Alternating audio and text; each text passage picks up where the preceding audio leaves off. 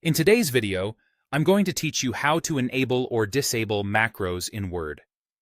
Macros are small programs that automate tasks in Word. And while they can save time, they can also pose security risks if they come from untrusted sources. So it's important to know exactly where the controls are and what each option means, so you can choose the right balance of convenience and safety. Start by opening Word on your computer. Go to the File tab to open the Backstage view, then select Options at the bottom left. In the Word Options window, look for Trust Center on the left side and click it. Next, select the Trust Center Settings button on the right. This opens the dedicated security area where macro behavior is controlled. In the Trust Center, choose Macro Settings from the left panel. You'll now see the macro options, and this is where you make your choice.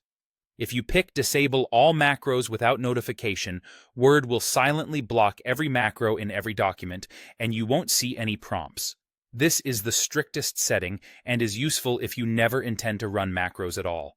If you choose Disable all macros with notification, Word will block macros by default, but show a security warning when you open a document that contains them. You can then decide whether to enable them for that specific file. This is a solid, everyday choice because it gives you control on a case-by-case basis. Disable all macros except digitally signed macros allows macros to run only if they're signed by a trusted publisher. Unsigned macros are still blocked, and you'll be notified. This strikes a good balance if you regularly work with documents from a known, reputable source that signs its macros.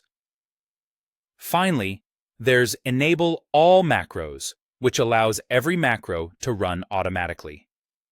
This is not recommended because it can expose your system to malicious code.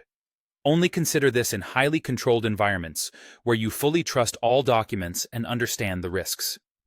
Once you've selected the setting that matches your needs, click OK to close the Trust Center, and then click OK again to close Word Options.